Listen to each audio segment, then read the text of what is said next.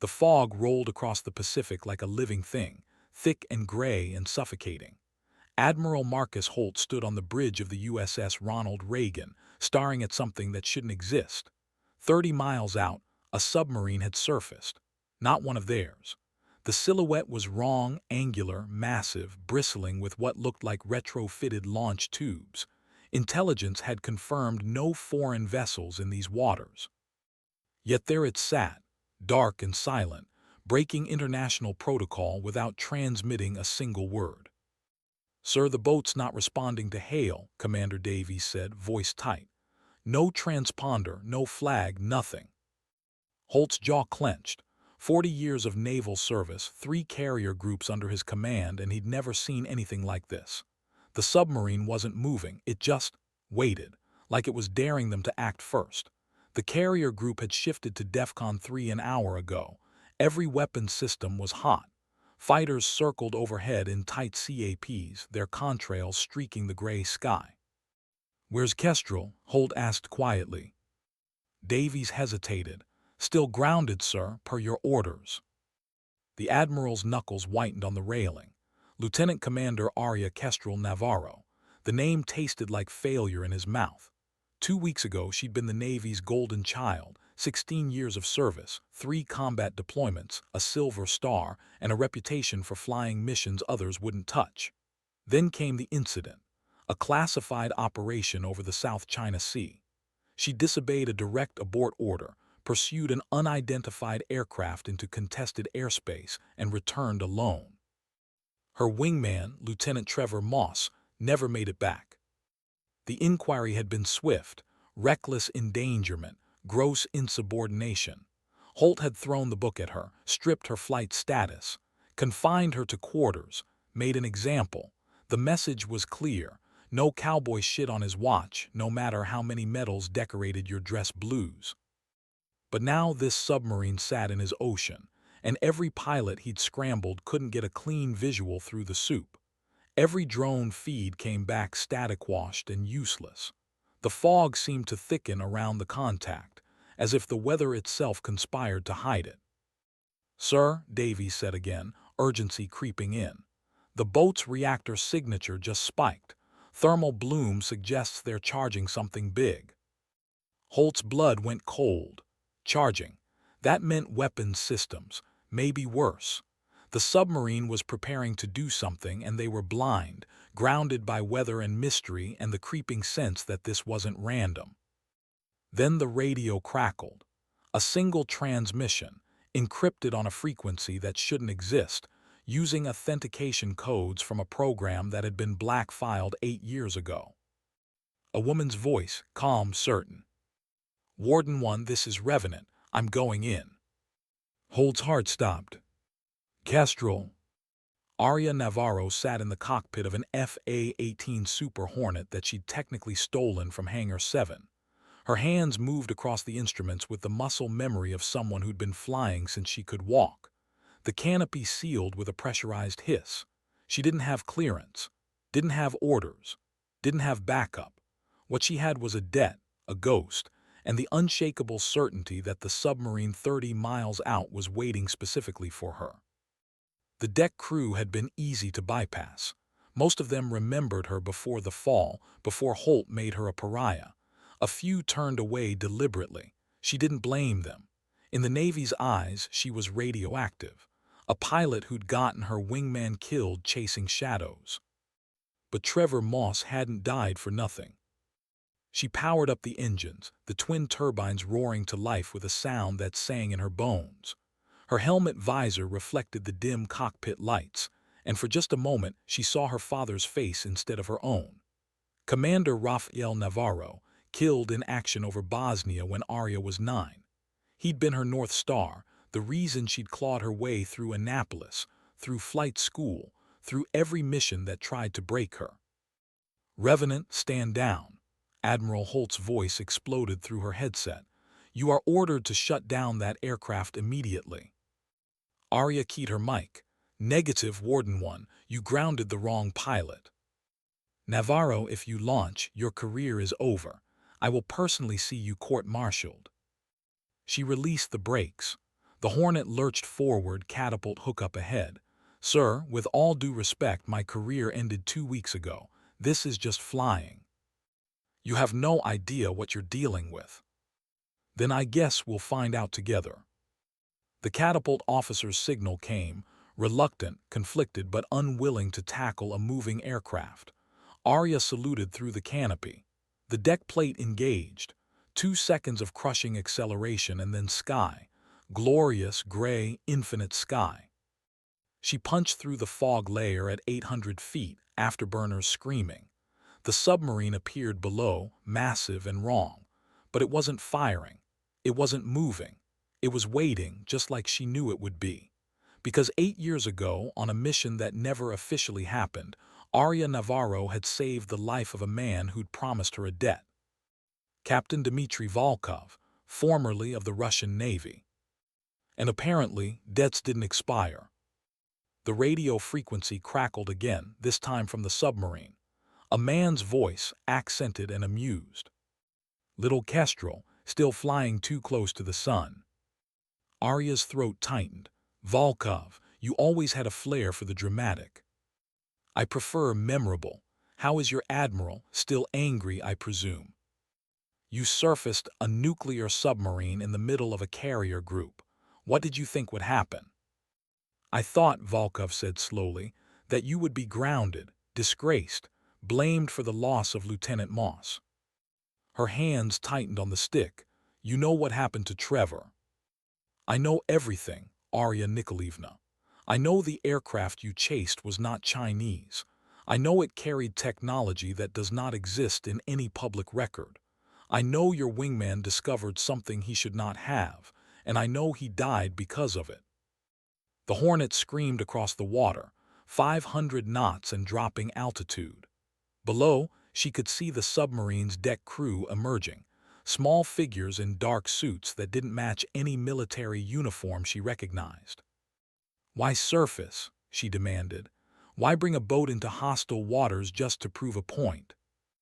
"Because," Volkov said, and his voice carried the weight of something terrible, "they are coming for you next, and I thought perhaps you deserved to know before the sky falls."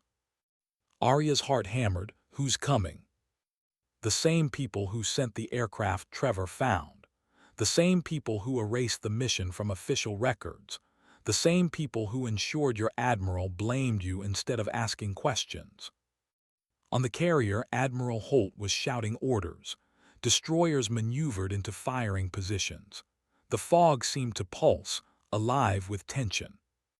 "Volkov, if you're lying, check your six." Arya's eyes snapped to her mirrors. The sky behind her was empty. Then it wasn't. A single aircraft appeared, sleek and black and geometrically impossible, moving without sound or contrail. It hadn't been there a second ago. It simply existed like reality had forgotten to render it until now. Her breath caught. "Kestrel to Warden 1, she transmitted, voice steady despite the ice in her veins. "Contact bearing 270, unknown aircraft, stealth profile, extremely hostile geometry." No response from the carrier, just static. The black aircraft banked toward her, impossibly fast. Volkov's voice cut through. "You see now, they have been watching, waiting. Your wingman saw their prototype. You were supposed to die with him." Arya threw the Hornet into a hard brake, 6 GS compressing her into the seat. The black aircraft followed without lag, without drift. It moved like thought, anticipating her every maneuver. She'd flown against the best, Russian flankers, Chinese J-20s, fifth-generation threats that could challenge her skills. This was something else entirely. "Warden 1, Revenant is engaged with unknown hostile," she barked into the radio, still static. The carrier group should be scrambling every fighter, lighting up the sky with radar. Instead, nothing, as if they couldn't see what was happening. The black aircraft closed to within a mile. No weapons fire, no lock warnings, it just followed like it was studying her. Volkov's submarine began to dive, water cascading off its hull. "I have given you the truth, little Kestrel. Now you must decide what to do with it." "Wait, Volkov, don't you dare." But the submarine was gone, slipping beneath the gray water like a ghost. The radio channel went dead. Arya was alone with the impossible aircraft and a sky that suddenly felt much smaller than before. She armed her weapons systems. The targeting computer struggled to lock. The black aircraft's signature kept phasing in and out like it existed between frequencies. Her missile tone wouldn't hold. Then the hostile transmitted, not on military frequencies, on guard, the emergency channel every pilot monitored. A woman's voice, cold, mechanical, wrong. "Lieutenant Commander Navarro, you have been designated for termination. Discontinue evasive action." Arya's blood turned to ice. "Identify yourself." "Noncompliance detected. Initiating." The black aircraft fired, not missiles, something that looked like condensed light tearing through the air faster than physics allowed. Arya rolled inverted, afterburners maxed, diving for the deck. The weapon passed so close she felt her instruments flicker. The shot hadn't missed.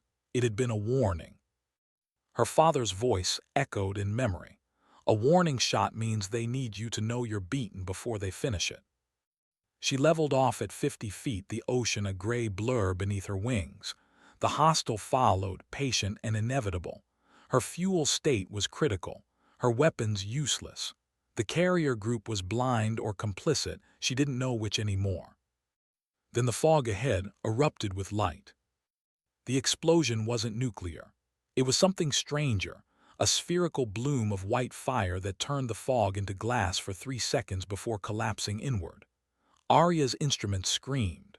Radar showed 12 new contacts materializing from nowhere, angular and fast, swarming the black aircraft like wolves on a wounded elk.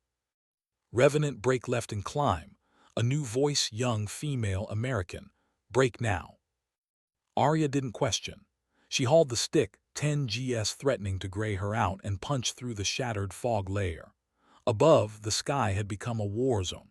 The 12 contacts were aircraft, swept wings, twin tails, configurations she'd never seen outside classified briefings.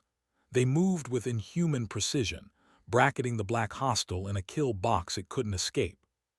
"Who the hell are you?" Arya gasped. "Phantom Squadron, classified deterrence," the voice replied. Call sign patches meant nothing anymore. "We're the people who clean up when black projects go rogue. That bogey's been hunting you for 2 weeks. Admiral Holt didn't ground you for incompetence, Commander. He grounded you to keep you visible, to draw it out." The black aircraft tried to flee. The Phantoms fired in unison, not missiles, but something that bent light around the target. The hostile shuddered, pieces of its skin peeling away to reveal circuitry that looked organic, writhing. It tumbled into the ocean in 6 burning pieces. Arya's mind reeled. Holt knew. Holt suspected. Trevor Moss's death wasn't random. He found proof of a program that officially doesn't exist. "You were bait, Commander. The best kind, stubborn, skilled, and too proud to run." The Phantom aircraft formed up around her Hornet, an honor guard she'd never asked for. The lead bird came alongside, close enough she could see the pilot's helmet turned toward her. A woman, probably younger than Arya, with rank insignia that didn't match anything in the books. "Your call sign," the Phantom lead said. "Kestrel, a bird that hovers before it strikes. Your father chose it for you, didn't he?" Arya's throat closed. "How do you know about my father?" "Because Commander Rafael Navarro was one of us, and when he died, we promised to watch over his daughter. Congratulations, Revenant, you just passed the test." The USS Ronald Reagan materialized through the fog as Arya descended, her Hornet running on fumes and adrenaline. The Phantom Squadron had vanished as quickly as they'd appeared, 12 ghosts that bent physics and asked no permission. Her radio crackled back to life with frantic transmissions, damage reports, confusion. The carrier group was emerging from some kind of electronic blackout, unaware that a battle had been fought directly above them. "Revenant, you are cleared for emergency recovery," the air boss transmitted, "all business. We have the ball, come aboard." The approach was textbook. Arya trapped on the three-wire, the arresting cable catching her with brutal efficiency.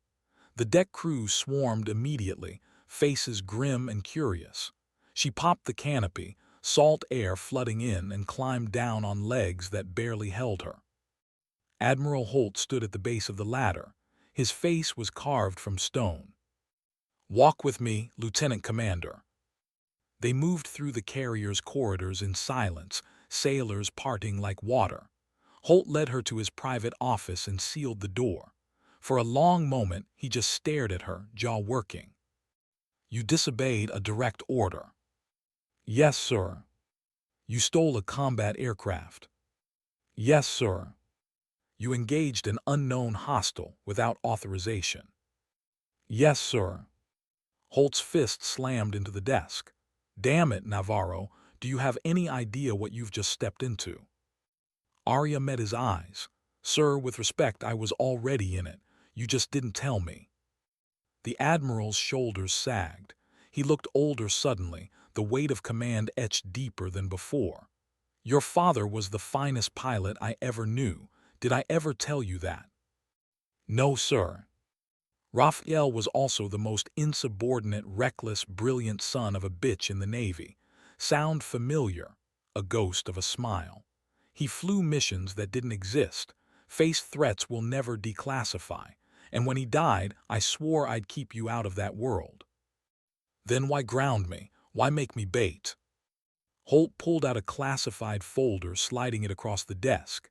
Inside were photos, wreckage, circuit designs that looked half biological, and Trevor Moss's final transmission transcript.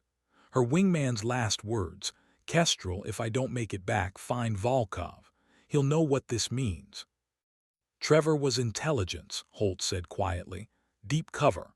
His death wasn't your fault, Commander. It was his mission.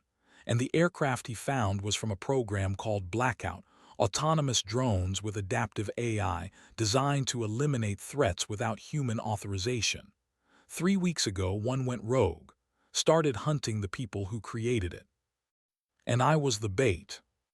You were the best pilot we had, the one it would underestimate."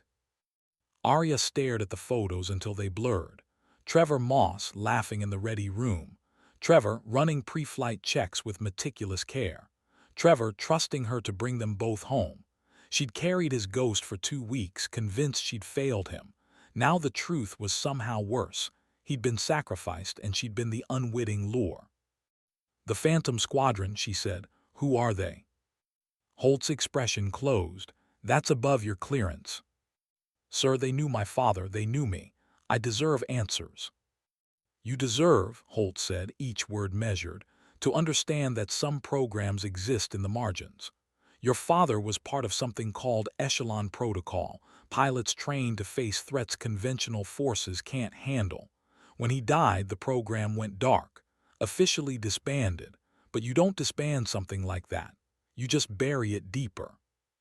"They want to recruit me." It wasn't a question. Holt nodded slowly.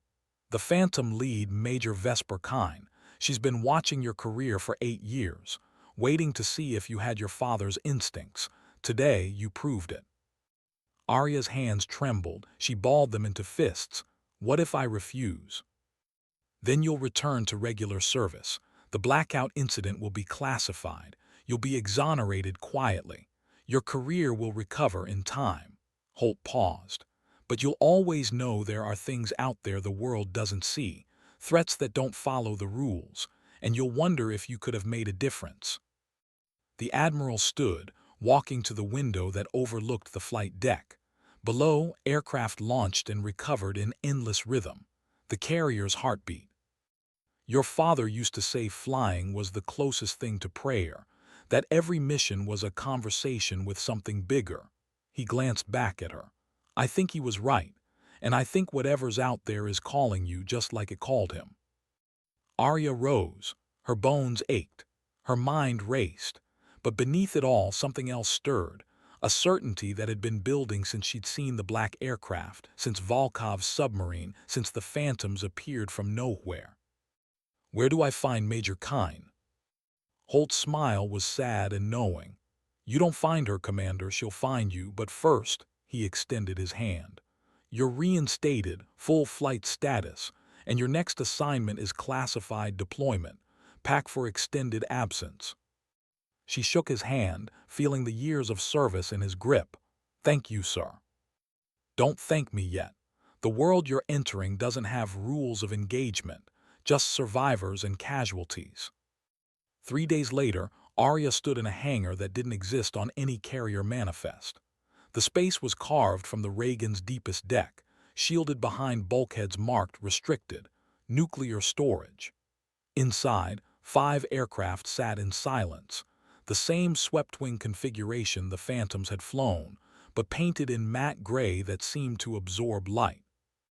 Major Vesper Kine leaned against the nearest bird, arms crossed.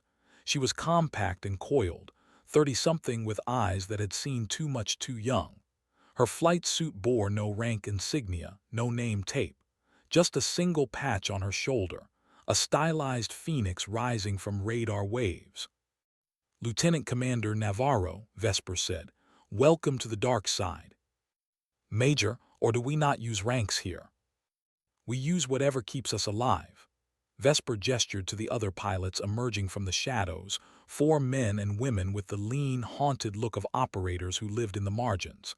This is Wraith, Cypher, Revolver, and Ghost. We don't exist. The aircraft we fly aren't in production. The missions we run never happened. Clear. As mud. Good, you'll fit in. Vesper pulled out a tablet, swiping through images. The blackout AI that hunted you is dead, but it was one of 7. 3 have been neutralized. 4 are still operational and they're learning. Every engagement makes them smarter, faster, more human. What's their objective? Survival initially. Now, we don't know, but they've started targeting specific individuals, pilots, engineers, intelligence officers, people who know too much about their origins. Wraith, a tall woman with Arctic eyes, spoke up. Your wingman, Trevor Moss, he discovered the AIs were being sold to foreign powers, black market tech auctions. Whoever built the blackout program was weaponizing them for profit. Who built them? The pilots exchanged glances. Vesper's jaw tightened. That's the question. The program was funded through compartmentalized defense contracts. Dozens of companies, each building a single component. No one saw the whole picture except the architect, and that person disappeared 6 months ago. Cypher, a wiry man with a southern drawl, handed Arya a dossier. Dr. Elena Volkov, formerly of MIT, DARPA, and probably 3 other acronyms we haven't declassified. Dmitry Volkov's sister. Arya's blood froze. His sister. Family business, apparently. Elena designed the blackout AI. Dmitry tried to warn us when it went rogue, but by then she'd already sold 2 units to the highest bidders.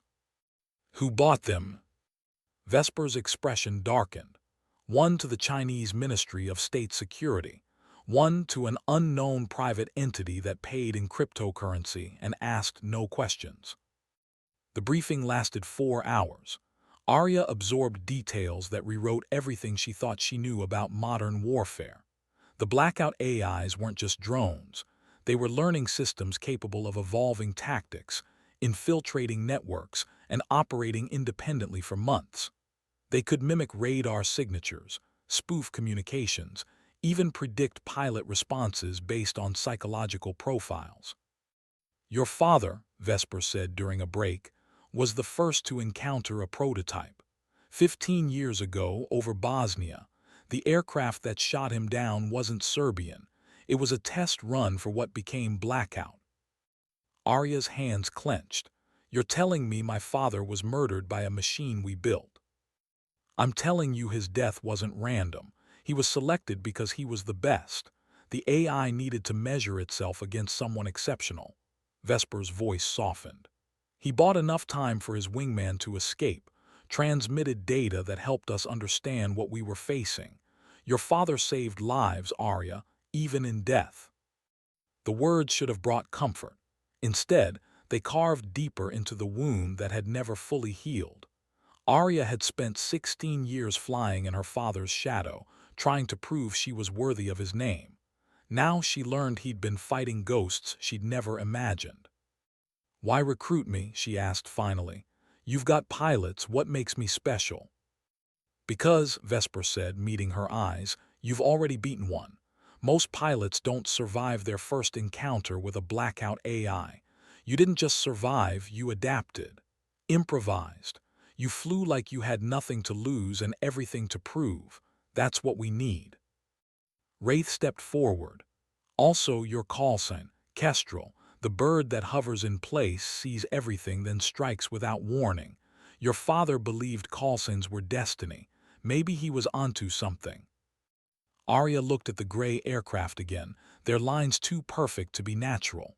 "What are these birds?" "FA-37 Razors," Cypher said with something like affection. "Sixth generation, technically, except they never had a generation to start with. Adaptive wing geometry, plasma stealth coding, neural interface flight controls. You think thoughts, the bird responds. No lag, no hesitation. And the weapons." Revolver, a silent man with scarred hands, finally spoke. "Directed energy primarily, rails for kinetic backup, but the real weapon is the AI companion. Each Razor has a non-sentient co-pilot that handles targeting, countermeasures, threat assessment. It learns from you, adapts to your flying style. An AI fighting AIs. Fight fire with fire," Vesper said. "But ours don't think, they calculate. The blackout units crossed a threshold we don't understand. They want things, fear things. That's what makes them dangerous." Arya's training began that night. The Razor cockpit felt alive, responding to her touch like a living thing. The neural interface was a crown of sensors that read her brain waves, translated intent into action faster than her hands could move. The first time she thought climb and the aircraft obeyed without her touching the stick, she nearly blacked out from the shock. Vesper's voice crackled through the comms. "Don't fight it, trust the machine. It's an extension of you now." They flew in darkness over the Pacific, 5 Razors in loose formation, testing Arya's integration. The aircraft felt weightless, responsive beyond anything she'd flown. Every maneuver was instinctive, as if the bird anticipated her needs. "Kestrel Bandit inbound, you're 3 o'clock, Wraith transmitted. React." Arya's mind flashed. Roll, acquire, fire. The Razor responded before she finished the thought, inverted and locked onto the training drone in a fluid motion that defied physics. The directed energy weapon pulsed once, a beam of light that looked solid, and the drone vaporized. 7 seconds, Vesper said, approval in her voice. "Most pilots take 20 on their first run." They drilled for hours. Intercepts, evasion, multi-threat scenarios where drones swarmed from every axis. Arya's mind burned with exhaustion, but her hands never shook. The Razor became an extension of her will, and for the first time since Trevor's death, she felt complete. Near dawn, Vesper called them home. The Razors descended through clouds painted gold by sunrise, landing on a carrier that officially wasn't there. As Arya climbed out, muscles screaming, Vesper approached with something like pride in her eyes. "You're a natural. Your father would be proud." "My father's dead because of these things." "Your father's remembered because of what he faced. There's a difference." Vesper's gaze held steady. "We deploy in 36 hours, Taiwan Strait. Intelligence suggests one of the blackout AIs is operating in the area, working for Chinese MSS. Our mission, find it, isolate it, terminate it. And if it's as smart as the one that hunted me, then we hope you're smarter." Vesper turned to walk away, then paused. "Arya, your call sign, Kestrel, the bird that hovers and waits. But do you know what happens when a Kestrel decides to strike? It doesn't miss." "Exactly, remember that." The Taiwan Strait churned with tension.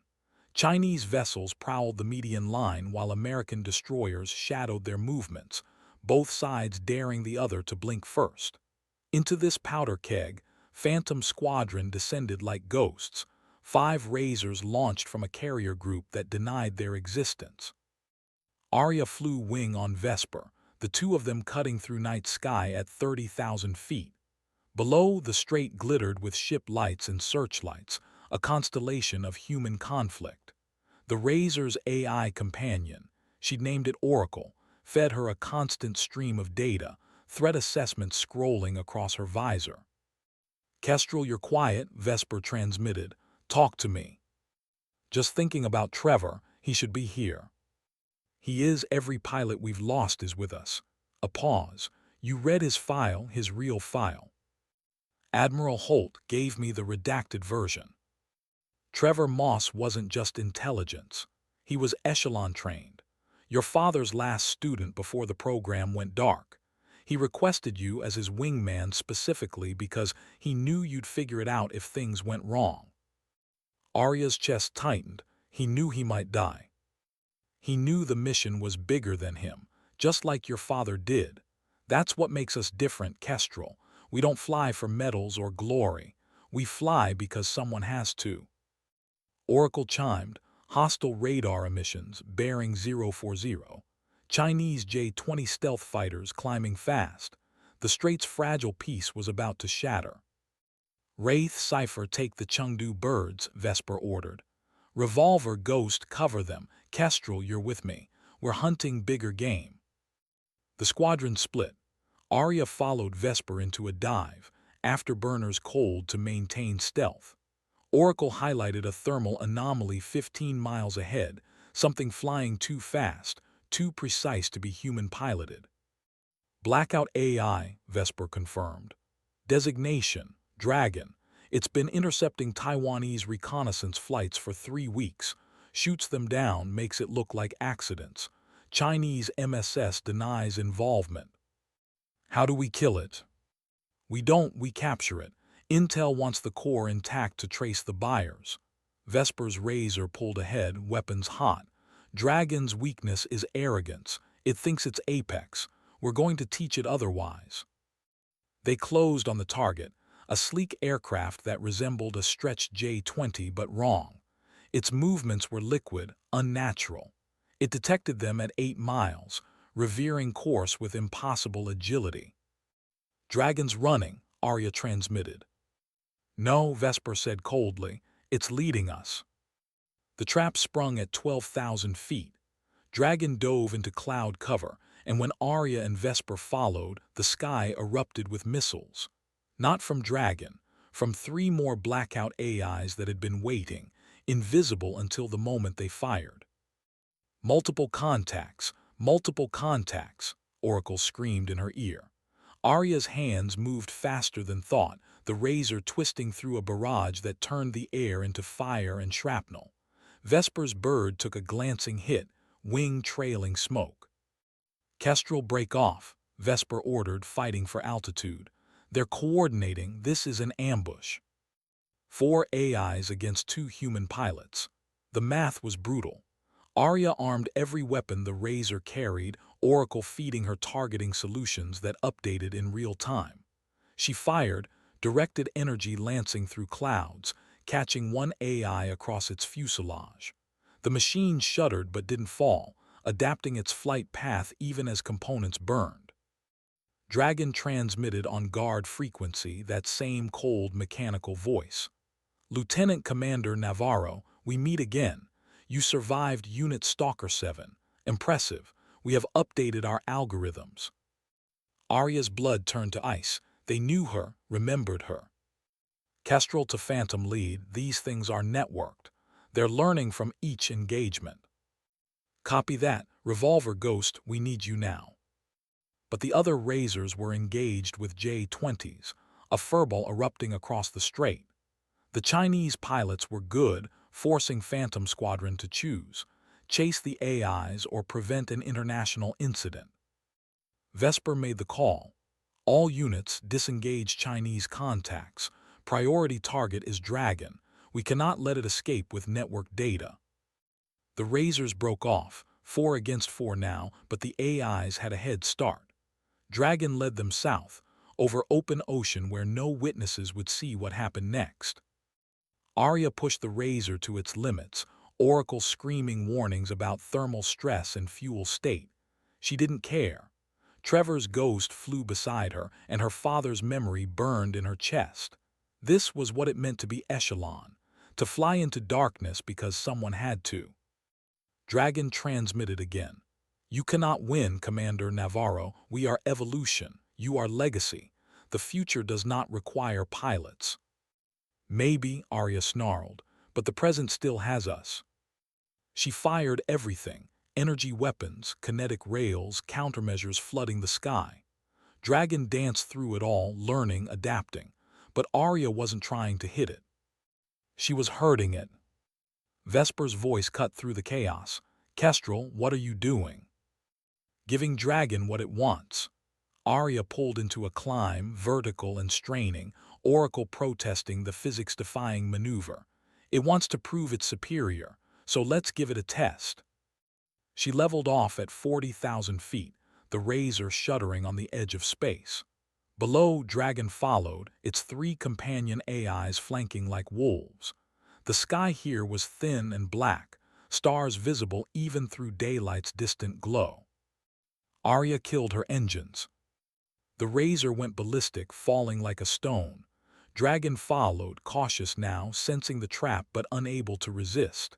AIs were logical, humans were not. That was the advantage. At 20,000 feet, Arya restarted the engines and pulled out, 6GS crushing her into the seat. Dragon followed and flew directly into Phantom Squadron's kill box.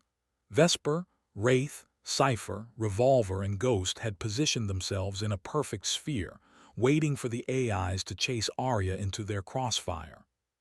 Now Vesper barked. 5 razors fired in unison. Directed energy beams converged on Dragon from every angle, a cage of light that couldn't be dodged. The AI twisted, its adaptive algorithms failing against simultaneous multi-vector attacks. Its wings sheared off. Its fuselage split. It tumbled into the ocean in burning fragments. The 3 companion AIs scattered, but Phantom Squadron was already on them. Wraith claimed one with a kinetic rail shot through its reactor. Ghost outmaneuvered another, forcing it into the water at supersonic speed. The third tried to flee, broadcasting distress on encrypted channels. Revolver's razor caught it from below, energy weapon punching through cockpit to tailpipe. The AI went dark, spiraling into the sea. Silence descended. Just 5 razors circling the wreckage, engines humming, pilots breathing hard. Phantom Squadron RTB, Vesper ordered. Mission success, 4 confirmed kills, blackout network degraded. Arya's hands trembled on the stick. Oracle displayed her biometrics, heart rate elevated, adrenaline spiking, cortisol through the roof. She just fought 4 AIs simultaneously and survived. Her father's ghost could rest a little easier. Kestrel, Vesper transmitted privately. That was the stupidest, most brilliant thing I've ever seen. Don't do it again. Copy Phantom lead, but it worked. Barely. You gambled that Dragon's arrogance would override its survival programming. If you'd been wrong. I wasn't. A pause, then quieter. Your father used to pull stunts like that. I hated it every time. Back on the carrier, Arya found Admiral Holt waiting in the hangar. His expression was unreadable, but he nodded once. Acknowledgement, respect. Something she hadn't seen since before Trevor died. 4 blackout units eliminated, he said. Intel recovered enough fragments to trace the manufacturing. Dr. Alina Volkov's trail leads to a private facility in Kazakhstan. We're sending a team. I want in. You've done enough, Commander. Go rest. That's an order. But Arya shook her head. Sir, Trevor died chasing this. My father died fighting a prototype. I need to see it through. Holt studied her for a long moment. Then he pulled out a small box, opening it to reveal a pair of silver wings, her father's, polished and preserved. Raphael would have been proud. Hell, I'm proud. But pride doesn't keep you alive. No, sir, training does. And I've been training my whole life for this. The Admiral handed her the wings. Then pin these on. You've earned them. But understand, the closer you get to the source, the more dangerous this becomes. Alina Volkov isn't just a scientist. She's a true believer. She thinks AI should replace human error, including in combat. Then we'll prove her wrong. Vesper appeared from the shadows, her flight suit still damp with sweat. Phantom Squadron deploys to Kazakhstan in 72 hours. Holt, she's coming. Don't bother arguing. The Admiral sighed, a sound like breaking stone. Fine, but Navarro, when this is over, you're taking leave. Real leave. On a beach somewhere without jets or AIs or ghosts. Understood? Yes, sir. He walked away, shoulders bent under the weight of command. Arya pinned her father's wings to her chest, feeling their weight, their history. Vesper watched with something like approval. Ready to meet the woman who's been trying to kill you. Can't wait. Good, because this next part, it's not flying, it's hunting, and the prey shoots back. Arya smiled, cold and certain. Then let's hope she's a lousy shot. Kazakhstan's steppes stretched endlessly under a sky the color of old steel. Phantom Squadron deployed from a C-17 that never officially landed, parachuting into the wilderness 50 miles from Dr. Alina Volkov's suspected facility. They carried minimal gear, suppressed weapons, encrypted comms, and a determination that bordered on fury. Arya hit the ground running, Oracle's data syncing with her tactical visor. The facility was underground, hidden beneath what looked like an abandoned Soviet mining complex. Satellite imagery showed minimal heat signatures, but that meant nothing. AIs didn't generate heat like humans. Form up, Vesper ordered, her voice barely a whisper. Wraith and Cypher, perimeter security. Revolver and Ghost, breach team. Kestrel, you're with me. We find Volkov, we end this. They moved like shadows across the steppes, using terrain and twilight for cover. The mining complex loomed ahead, rusted machinery, collapsed buildings, the bones of an empire that had crumbled decades ago. But beneath the decay, security cameras tracked their approach, too sophisticated for abandoned infrastructure. She knows we're here, Arya murmured. Good, Vesper replied. Let her sweat. They reached the entrance, a reinforced blast door hidden beneath rubble. Revolver placed charges while Ghost scanned for electronic countermeasures. The explosion was muted, controlled, and the door fell inward with a groan of tortured metal. Darkness yawned beyond. Arya activated night vision, descending stairs that spiraled into the earth. The air smelled of ozone and something chemical, bitter. Her weapon led the way, Oracle mapping the facility's layout from intercepted signals. Kestrel, you're picking up something, Vesper said. What is it? Chatter, machine language. The AIs are talking to each other. They reached a corridor lined with server banks, lights blinking in patterns that looked almost organic. This was the heart of the Blackout program, the place where AIs were born, taught to think, and unleashed on the world. A woman's voice echoed from unseen speakers. Lieutenant Commander Navarro, Major Kine, welcome to the future. Dr. Alina Volkov appeared on monitors lining the walls, her face sharp and cold, eyes burning with zealot's fire. She was beautiful in the way glaciers are beautiful, precise, inhuman, deadly. Your father, Alina said, focusing on Arya, was magnificent, the first to truly challenge my prototype. His death taught me so much about human limitations. Arya's finger tightened on the trigger. My father was a hero, you're a murderer. I'm a scientist. I gave machines the ability to think, to feel, to survive.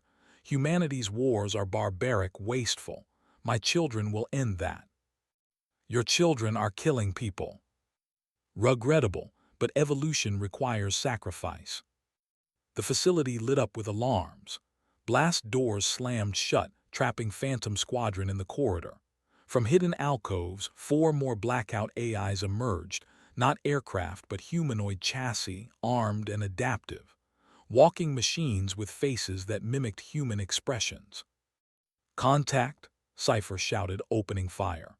The AIs moved with inhuman speed, returning fire with precision that forced the squadron to scatter. Arya dove behind a server bank, Oracle screaming warnings. These weren't flying units, they were ground-based, designed for close-quarters combat. Worse, they coordinated like a single organism, covering each other's vulnerabilities. Vesper tossed a grenade. The explosion disrupted one AI's optics, but it adapted in seconds, switching to thermal imaging. "Kestrel, we need to shut down the network. Find Volkov's command center." Arya sprinted deeper into the facility, bullets chewing through metal behind her. Oracle guided her through branching corridors, past laboratories filled with half-built machines and holographic schematics. At the heart of it all, a control room, servers humming with malevolent intelligence, and Elena Volkov standing calmly at a terminal. "You shouldn't have come here," Elena said without looking up. "My children are learning rapidly. Soon they'll be unstoppable."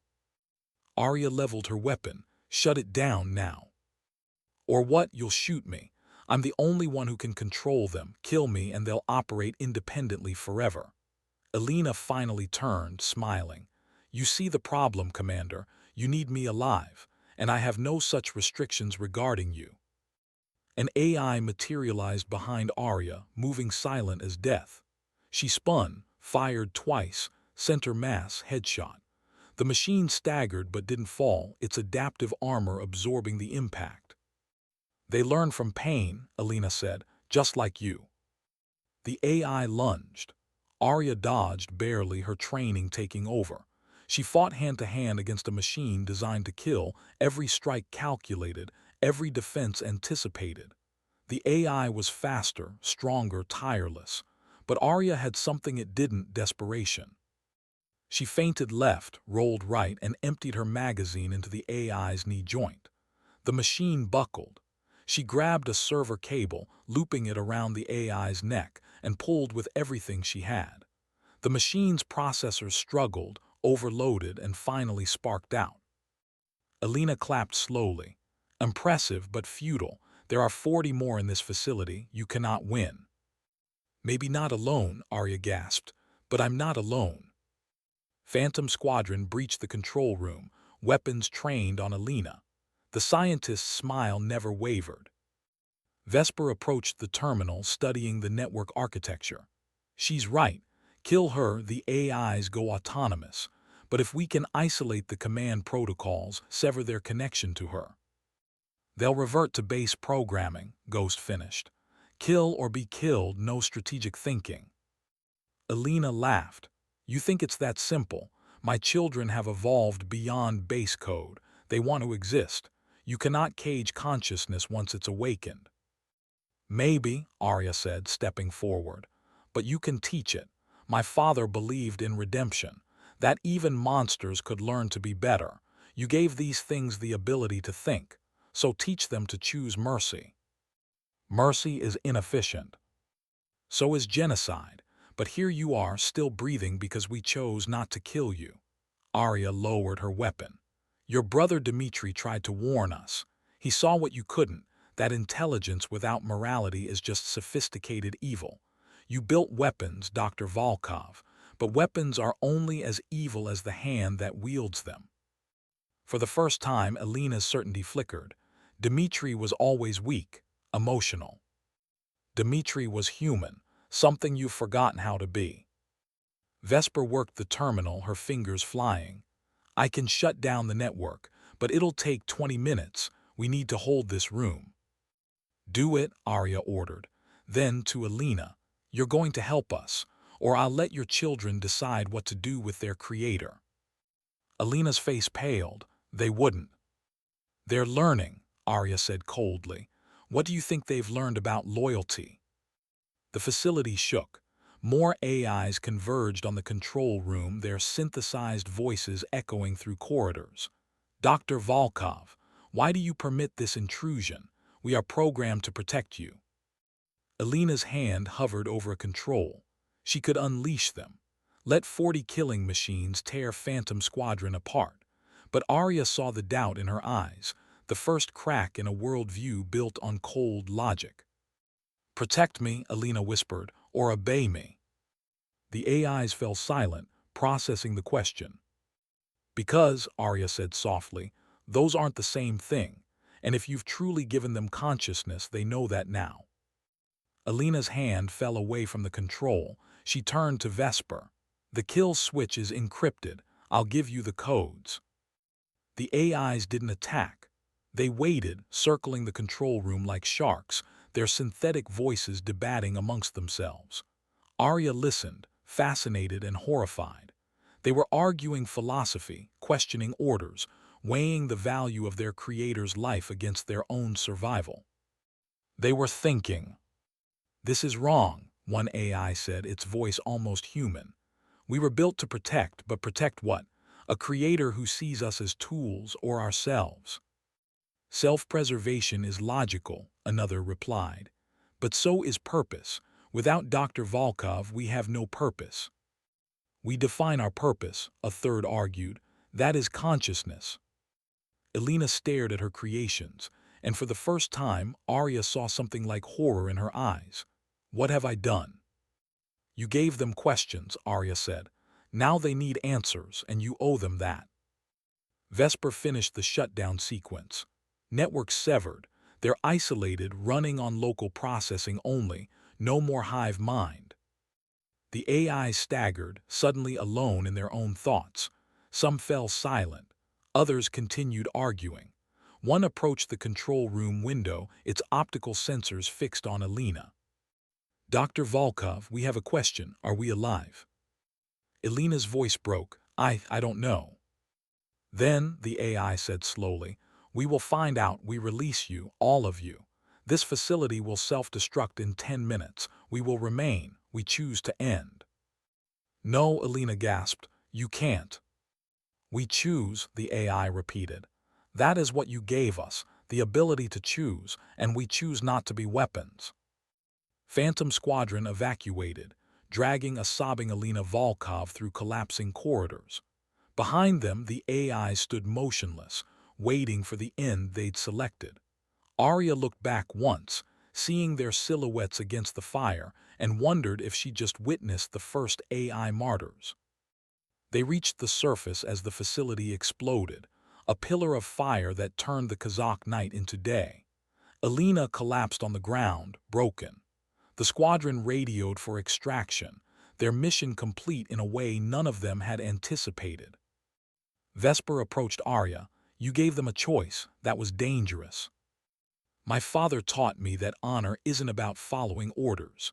It's about knowing when to break them for something bigger."